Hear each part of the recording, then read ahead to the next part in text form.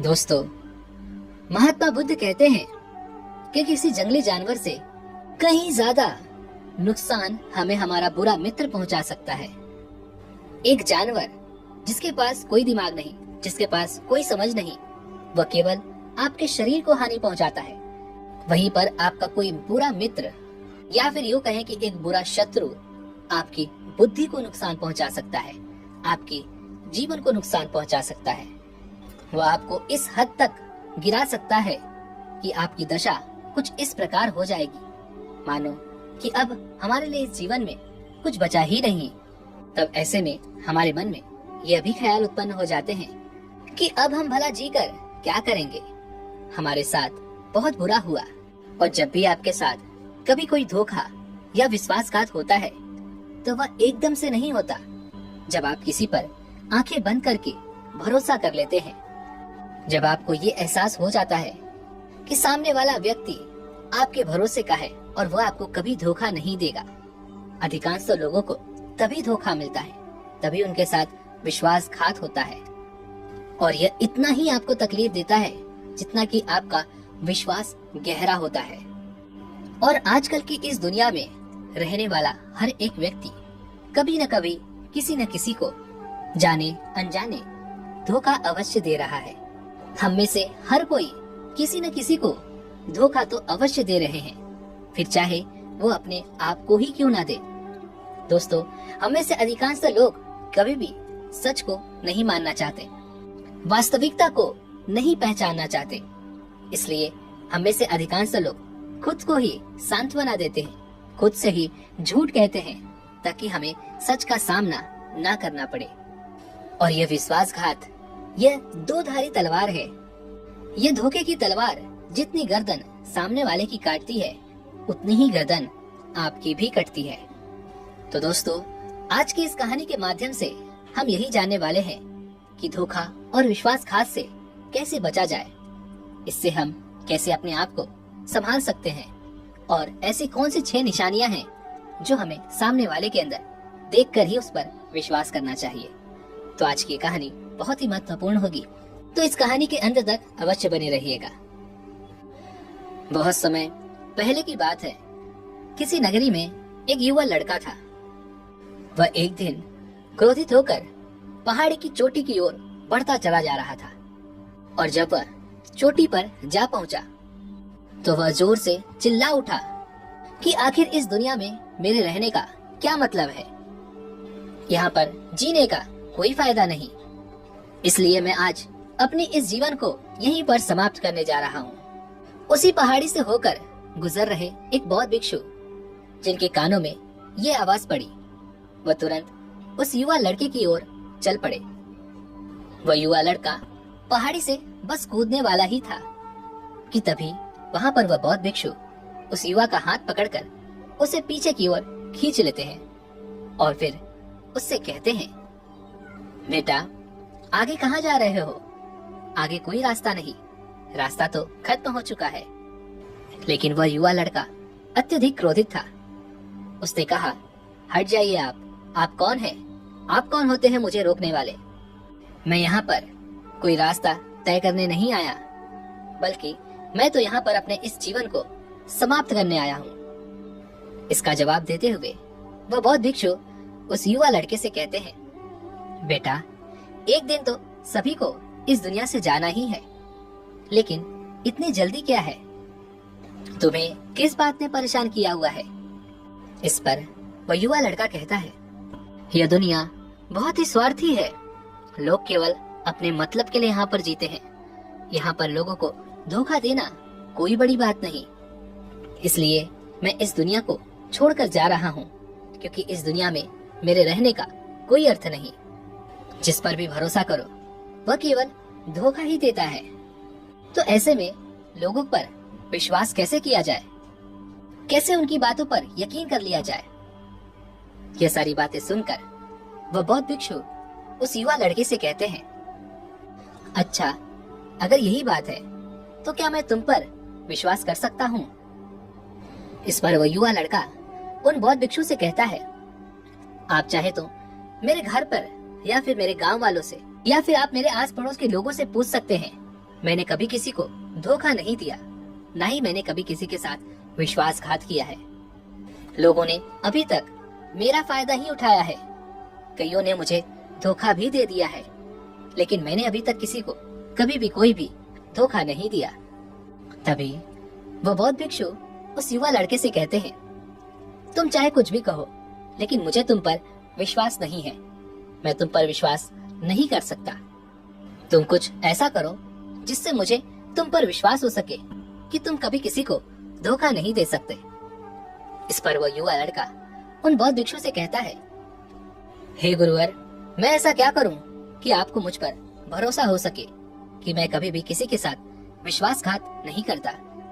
तभी वो बौद्ध भिक्षु उस युवा लड़के से कहते हैं, अगर तुम मुझे विश्वास दिलाना चाहते हो कि तुम सही हो और तुम किसी के साथ विश्वासघात नहीं करते, तो तुम्हें मेरे साथ मेरे आश्रम चलना होगा और वहां पर तुम्हें 1 वर्ष तक मेरे साथ ही रहना होगा। तभी मैं तुम्हें अच्छी तरह से जान सकूंगा, पहचान सकूंगा और मुझे ये भी पता चल पाएगा कि क्या तुम सच कह रहे हो या फिर तुम भी लोगों के साथ धोखेबाजी करते हो। उस युवा लड़के के मन में क्रोध था। वह किसी भी हालत में उन बौद्ध भिक्षु को यह साबित करना चाहता था कि मैं सही हूँ और मैं लोगों के साथ धोखेबाजी नहीं करता। इसलिए वह युवा लड़का उन बौद्ध भिक्षु के साथ जाने के लिए तैयार हो जाता है। वह बौद्ध भिक्षु उस युवा लड़के को अपने साथ आश्रम ले चले जाते हैं और उसे अपना शिष्य बना लेते हैं। उस नए शिष्य के पहले ही दिन वह गुरुवर उस लड़के से कहते हैं, जाओ तुम भिक्षा मांग कर ले आओ, क्योंकि मुझे नहीं लगता कि तुम सच कहते हो।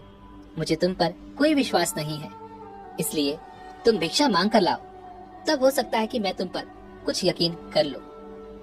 उस युवा लड़के ने उन बौद्ध भिक्षु को प्रणाम किया और फिर वहां से वह भिक्षाटन के लिए निकल पड़ा।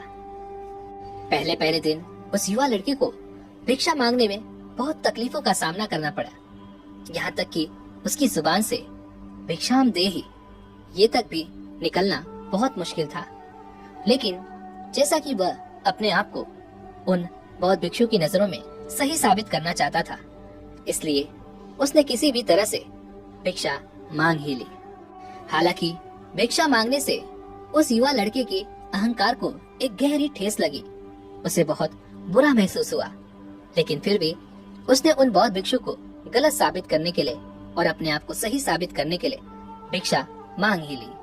और भिक्षा मांगकर जब वह उन बौद्ध भिक्षु के पास वापस पहुंचा, तो उसने वह भिक्षा उन गुरुवर के सामने रख दी। यह देख उन बौद्ध भिक्षु ने कहा, तुम थोड़े भरोसे के लायक तो हो, क्योंकि तुमने आज भिक्षा मांगकर यह साबित तो कर दिया है कि शायद तुम पर थोड़ा सा विश्वास किया जा सकता है, क्योंकि मुझे नहीं लग रहा था कि तुम भिक्षा मांग पाओगे। इतना कहकर वह बौद्ध भिक्षु उस युवा लड़के को अपने साथ कुटिया के अंदर ले गए और वहां पर उस कुटिया में एक घड़े में कुछ लटका हुआ था। तभी वह शिष्य उन गुरुवर से कहता है, हे गुरुवर, उस मटकी में क्या है? तभी वह बौद्ध भिक्षु उसका जवाब देते हुए कहते हैं, बेटा, यह एक विष है और यह विष ऐसा है कि यदि यह किसी को दे दिया जाए तो व्यक्ति बड़े ही आराम से मृत्यु को प्राप्त हो जाएगा और किसी को पता भी नहीं चलेगा कि उस व्यक्ति की मृत्यु कैसे हुई। आगे वह गुरुवर उस युवा लड़के से कहते हैं कि इस बात का ध्यान रखना और कभी भी इसे छूने की गलती ना करना। ऐसे ही कुछ दिन बीत गए और एक दिन अचानक वह बौद्ध भिक्षु अपने कुछ शिष्यों के साथ जंगल के रास्ते से होकर गुजर रहे थे। तभी अचानक कुछ लुटेरों ने उन पर हमला कर दिया और उनके कई शिष्यों को घायल तक कर दिया, जिसमें से कुछ शिष्य वहां से उठकर भाग गए और कुछ शिष्यों ने अपने गुरुवर को बचाने की कोशिश की, लेकिन वह असमर्थ थे। लेकिन वहीं पर वह युवा शिष्य भी था जिसने उन गुरुवर को अपनी जान पर खेर कर बचा लिया। यह सब देख वह बौद्ध भिक्षु बड़े ही प्रसन्न हुए। आश्रम वापस लौटने के बाद उन्होंने अपने उस युवा शिष्य की खूब प्रशंसा की, उसकी खूब तारीफ की वे कहने लगे कि तुम लोगों से तो अच्छा ये मेरा युवा शिष्य है, जिसने मेरी जान बचाई है, जिसने अपनी जान पर खेलकर मुझे उन लुटेरों से बचाया है। मुझे अब इस पर पूरा भरोसा है और अब मैं इस पर विश्वास कर सकता हूँ। तब से जब भी वह बौद्ध भिक्षु उस युवा लड़के से मिलते तो वह उससे एक बात अवश्य कहते थे कि मुझे तुम पर पूरा भरोसा है, मुझे तुम पर पूरा विश्वास है। धीरे धीरे ऐसे ही कई दिन बीत गए और अब वह बौद्ध भिक्षु उस युवा लड़के पर अत्यधिक विश्वास करने लग चुके थे। उनका विश्वास इतना बढ़ चुका था कि एक दिन अचानक उन्होंने अपने उस युवा लड़के को अपनी कुटिया में बुलाया और उससे कहने लगे, बेटा, मेरा कोई पुत्र नहीं है और तुम मेरे पुत्र के समान हो। धीरे धीरे समय बीतता जा रहा है और समय के साथ मेरी उम्र भी ढलती जा रही है और मैं अब काफी बूढ़ा हो चुका हूँ। लेकिन मेरी मृत्यु के बाद मैं यह आश्रम तुम्हें सौंपना चाहता हूँ। इसकी बागडोर अब तुम्हें संभालनी होगी। इतना कहकर वह बौद्ध भिक्षु अपने सभी शिष्यों को वहां पर बुला लेते हैं और यह घोषणा करवा देते हैं कि मेरी मृत्यु के बाद इस आश्रम की बागडोर यह युवा लड़का संभालेगा। यह बात सुनकर वह युवा शिष्य बहुत ही प्रसन्न हो चुका था। उसे लगने लगा था मानो अब वह आश्रम उसी का है। लेकिन फिर भी उसे अपने गुरुवर की आखिरी सांस का इंतजार था। वह रोज इसी इंतजार में रहता था कि कब उसके गुरुवर आखिरी सांस लेंगे और यह आश्रम उसका हो जाएगा। लेकिन जैसे जैसे समय बीतता जा रहा था, उसकी बेचैनी और ज्यादा बढ़ती चली जा रही थी और उन बौद्ध भिक्षु की तबीयत भी पहले से काफी सुधर चुकी थी। लेकिन वहीं पर दूसरी तरफ वह युवा शिष्य अब यह सोचने में लग चुका था कि किस तरह से उन बौद्ध भिक्षु को अपने रास्ते से हटाया जाए और इस आश्रम पर किस तरह से अपना कब्जा किया जाए। उसके मन में तरह तरह के विचार उत्पन्न होने लग चुके थे। वह किसी भी हालत में उन बौद्ध भिक्षु को अपने मार्ग से हटाना चाहता था और उस कुटिया पर अपना राज जमाना चाहता था। उसने कई तरह के हथकंडे भी अपनाए, लेकिन उससे कोई बात नहीं बनी। एक दिन वह उन बौद्ध भिक्षु के कुटिया में घूम रहा था। तभी उसकी नजर अचानक उस घड़े पर पड़ी जिसके अंदर विष भरा हुआ था और उसे उन गुरुवर की बात भी याद आई कि यह विष अत्यधिक खतरनाक है और इसका असर किसी को पता भी नहीं चलता। उसके दिमाग में एक और नई योजना तैयार हो गई। उसने सोचा कि क्यों न मैं अपने गुरुवर को यही विष देकर अपने मार्ग से हटा दूं। इससे किसी को पता भी नहीं चलेगा और कोई मुझ पर शक भी नहीं करेगा, क्योंकि गुरुवर मुझ पे अत्यधिक विश्वास करते हैं। यह सोचकर उसने अगले ही दिन सुबह सुबह जब वह भोजन लेकर अपने गुरुवर को देने जा रहा था, तभी उसने चुपके से उस मटकी में से थोड़ा सा विष निकाल लिया और उस खाने में मिला दिया। वह बौद्ध भिक्षु अब अपने उस नए शिष्य पर इतना भरोसा करने लग गए थे कि उन्होंने एक पल के लिए भी ये नहीं सोचा कि यह नया शिष्य मुझे धोखा दे सकता है। उन्होंने उस भोजन को बड़े ही प्यार से ग्रहण किया और फिर वह सोने के लिए चले गए। देखते देखते वह पूरा दिन ऐसे ही निकल गया और जब अगले दिन सुबह भी वह बौद्ध भिक्षु अपने बिस्तर से नहीं उठे तो सभी शिष्य वहां पर एकत्रित हो गए और यह देखकर सभी लोग हैरान थे कि अचानक गुरुवर को क्या हो गया, वह क्यों नहीं उठ रहे। यह जानने के लिए उन सभी शिष्यों में से एक शिष्य ने गुरुवर की जांच पड़ताल की और उसने पाया कि गुरुवर की सांसें थम गई हैं और वह अब मृत्यु को प्राप्त हो गए हैं। यह बात सुनकर वह युवा शिष्य अत्यधिक प्रसन्न हुआ और अब वह युवा शिष्य उस पूरे आश्रम पर अपना कब्जा जमाने के लिए पूरी तरह से तैयार था। लेकिन वहां पर उपस्थित उन गुरुवर का एक पुराना शिष्य भी था जो चुपचाप खड़े होकर यह सब कुछ देख रहा था। और उसे उस युवा शिष्य पर शक भी था। इसलिए उस पुराने शिष्य ने अपनी कुटिया में गया और वहां से कुछ औषधियां लेकर आया और उन औषधियों को उन गुरुवर को पिला दिया। देखते ही देखते कुछ ही समय बाद वह गुरुवर एक बार फिर से पूरी तरह से स्वस्थ नजर आने लगे और वह उठकर बैठ गए।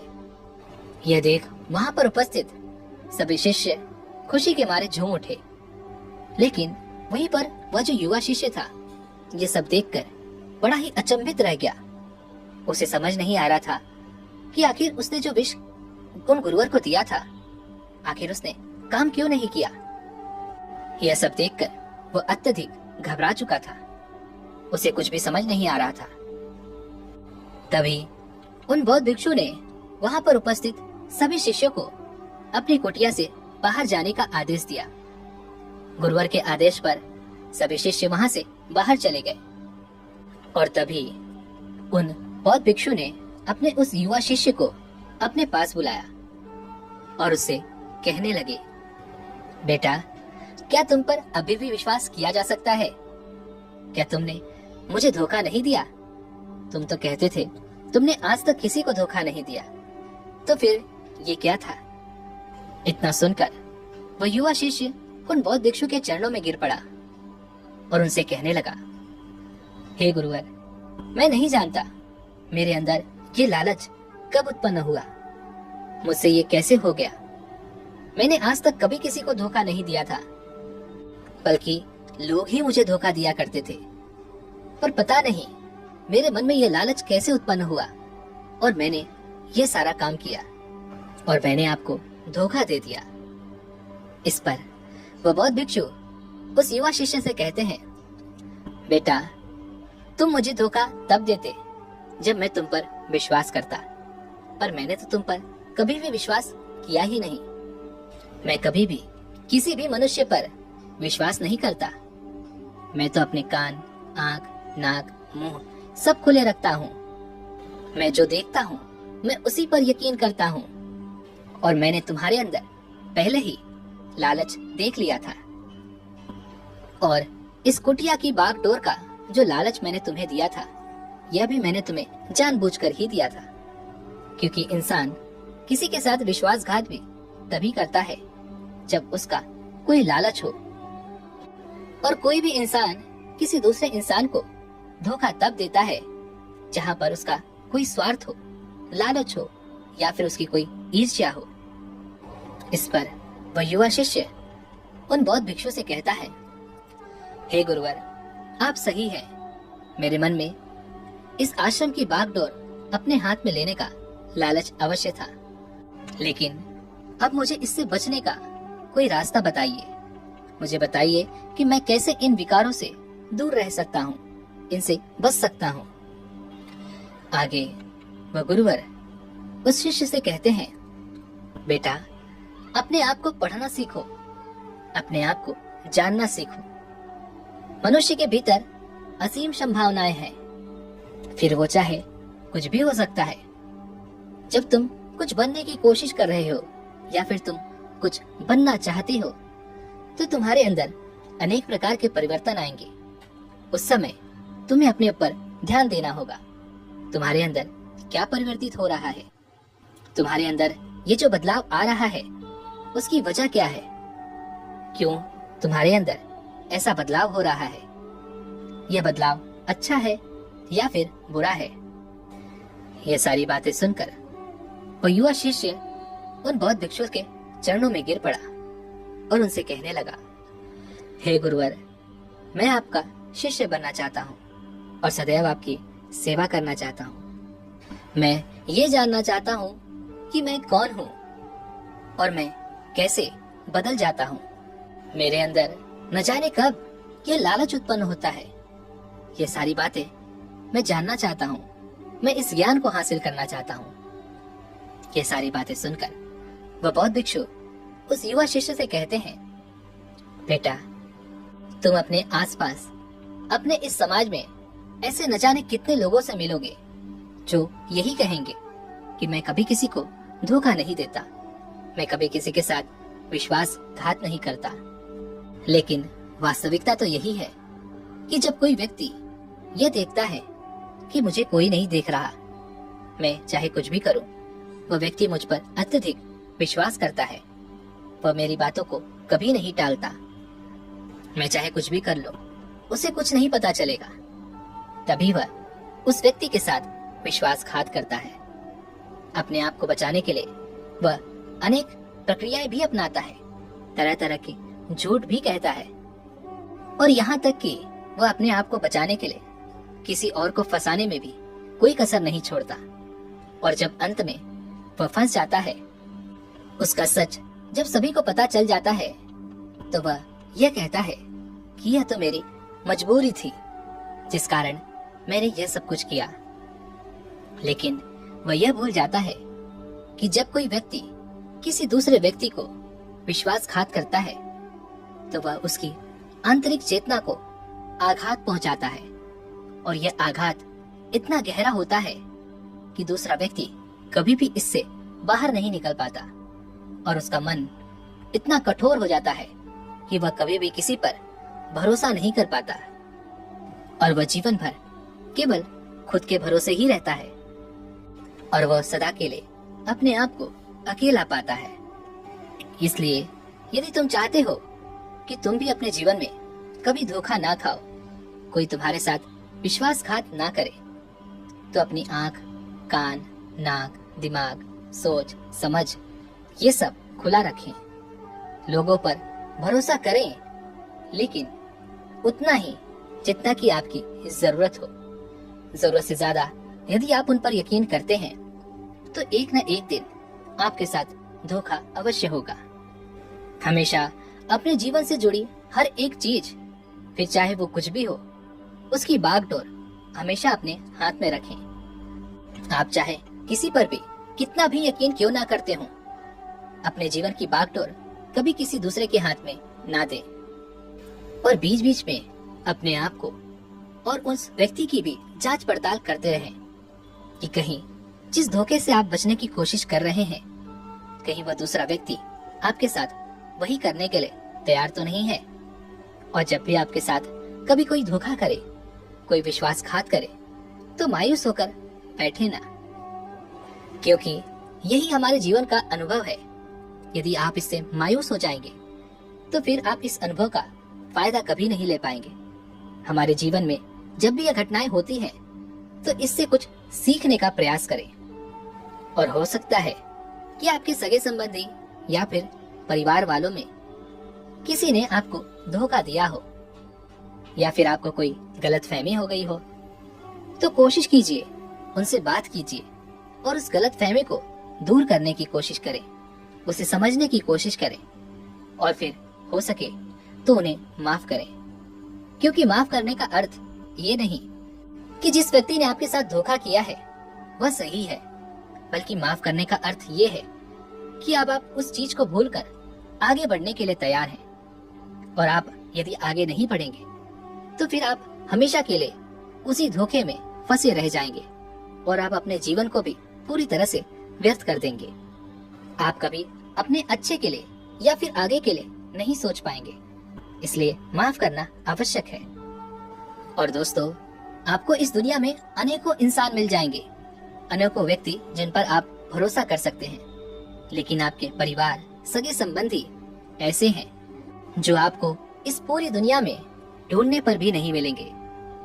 और आज मैं तुम्हें ऐसी 6 निशानियां बताने जा रहा हूँ, जिससे तुम किसी भी धोखेबाज या फिर विश्वासघाती इंसान को परख सकते हो, समझ सकते हो, और अपने आप को उस धोखे से बचा सकते हो।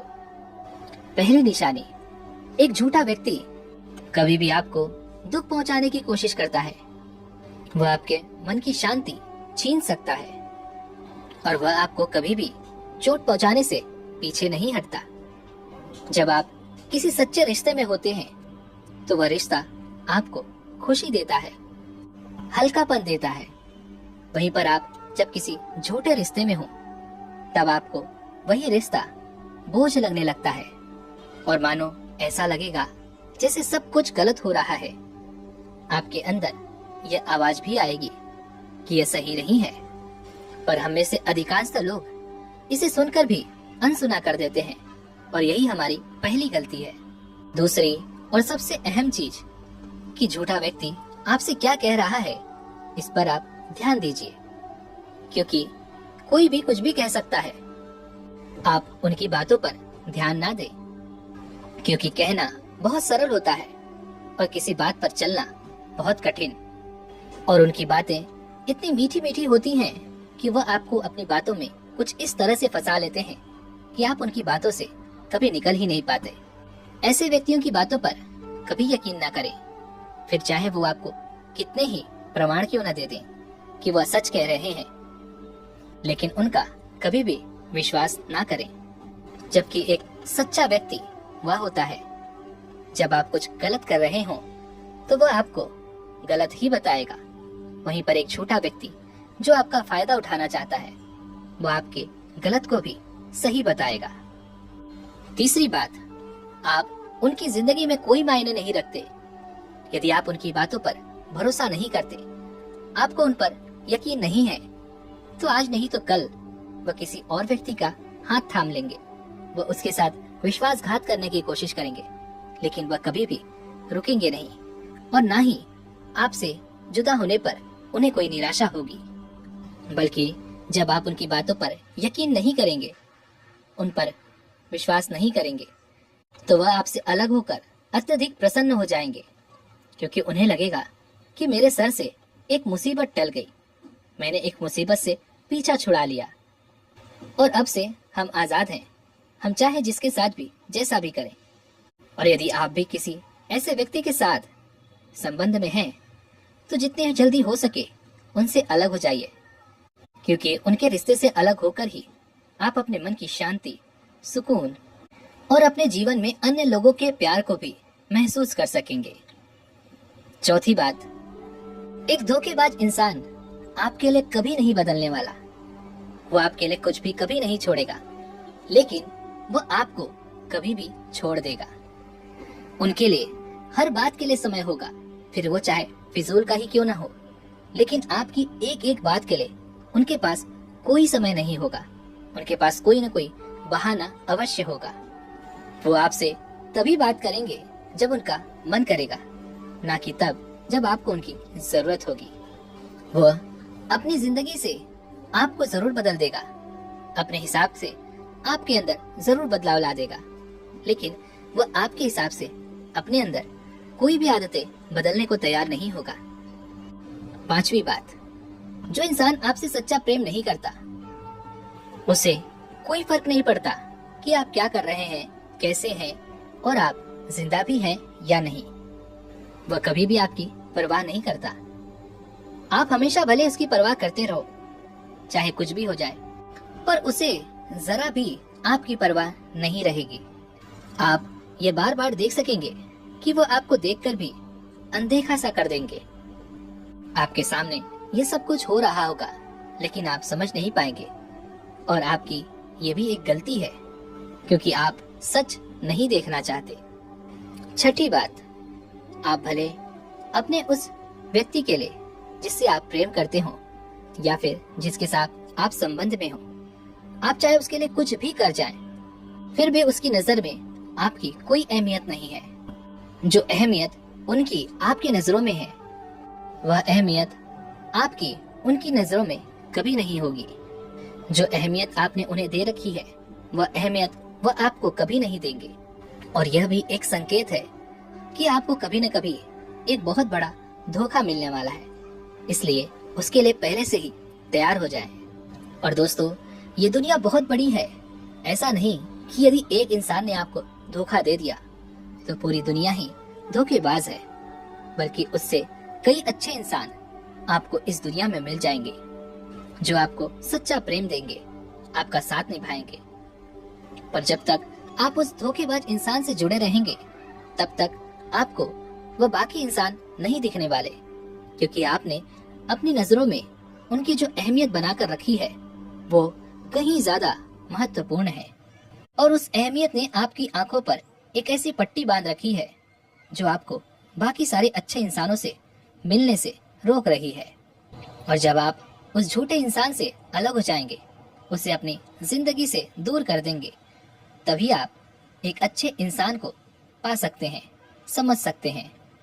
दोस्तों, प्रेम तो ईश्वर का वरदान है और प्रेम पर ही यह पूरी दुनिया टिकी है।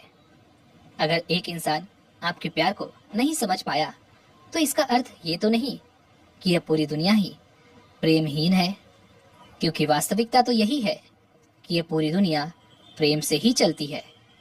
दोस्तों, उम्मीद है कि आपने आज की इस वीडियो से जरूर कुछ न कुछ सीखा होगा। तो आज की इस वीडियो को लाइक और अपने दोस्तों के साथ शेयर करना ना भूलें और हमें ऐसे ही सपोर्ट करने के लिए चैनल को सब्सक्राइब और घंटी बटन को भी जरूर से दबा दें। तो चलिए मिलते हैं ऐसी एक और वीडियो में, तब तक के लिए अपना ख्याल रखें। धन्यवाद।